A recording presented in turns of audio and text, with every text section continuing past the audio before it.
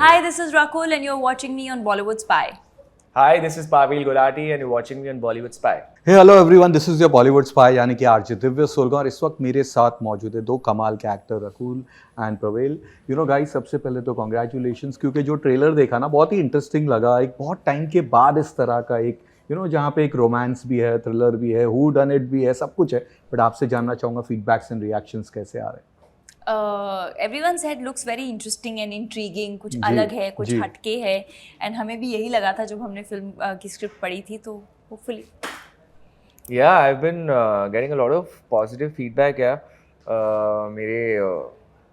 I have a very close group of friends who are very critical of my work and very critical of the work that I do. They've actually loved it, so I'm again fingers crossed. But जब इस तरह का role होता है, इस तरह की film होती है जहाँ पे एक सीन में इनिशियली आपको बहुत ही दैट रोमांटिक पूरा फेज है, विद दैट एंटायर फेस पे एक नाइवनेस है, भोलापन है, और उसके बाद वो वाला ट्रैक आता है जहाँ पे ग्रे शेड है, पूरा बैलेंस करना कितना टफ हो जाता है। पर किसका ग्रे है? हाँ, जिसका भी पता नहीं है, बट इसीलिए this I am exploring the question both of you. अच्छा, आई थिंक मैं ये कहूँगी कि सारे कैरेक्टर्स बहुत लेयर्ड हैं इस फिल्म में, एंड जब भी आपको लेयर्स दिखाने होते हैं कैरेक्टर के, तो आपकी वही सबसे ज़्यादा चैलेंजिंग भी होता है और एक्साइटिंग भी होता है। वही आपको एक किक देता है फिल्म के लिए, you know, to show those layers. So interesting part as an actor वही होता है कि आपको अलग अलग shades दिखाने का मौका मिले। I think playing grey characters is too much fun. Yeah. मुझे कई बार लगता है वो जो बहुत ही सुलझे हुए कैरेक्टर्स होते हैं बहुत बोरिंग हो जाते हैं। बहुत vanilla. Yeah, they get very boring and they're actually harder to play because you just have to be that one tone person all the time. I think when the character is grey na, you have a lot to explore. You can go either way. तो रकुल, ये कहीं पढ़ा मैंने कि आपने कुछ एक scene के लिए, पर्टिकुलर सीन के लिए 14 घंटे पानी के अंदर। हाउ, मतलब कैसे, क्या? It was so एक अंडर वाटर सीक्वेंस है फिल्म में, जिसके लिए मैं दोपहर को 2 बजे से लेके रात के 4 बजे तक हम स्विमिंग पूल में थी, एंड कोल्ड वाटर था, it wasn't a heated pool.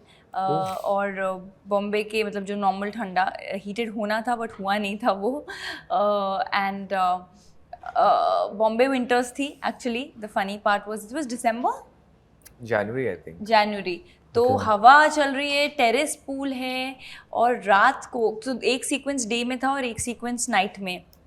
So day was still okay, but जैसे ही 7 o'clock शाम को जब गए तो और ठंडी हवा चल रही है, and then my team was putting hot water on me after every shot. तो हमने 50 बाल्टी हॉट वाटर मेरे ऊपर डाल दिया होगा so that my bones don't get cold.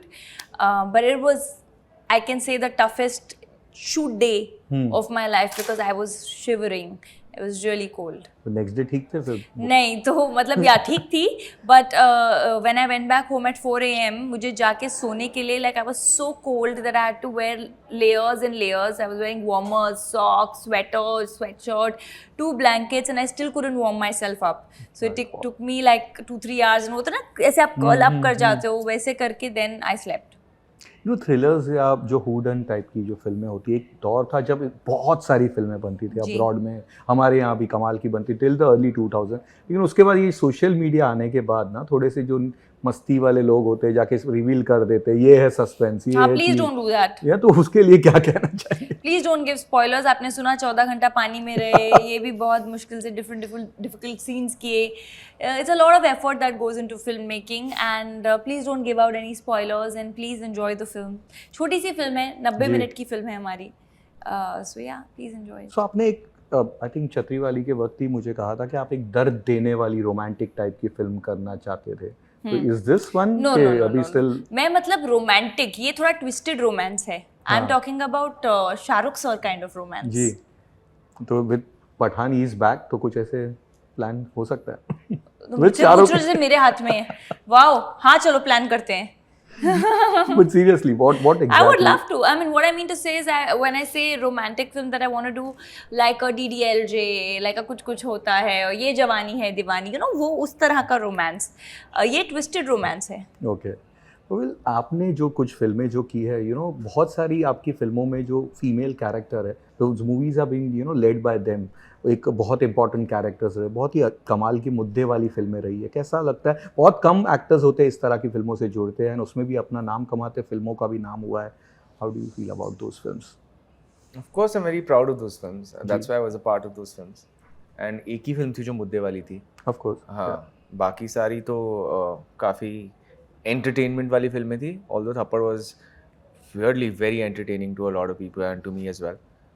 I'm very very proud of those films, and I think थप्पड़ will always have a very very special place in my heart.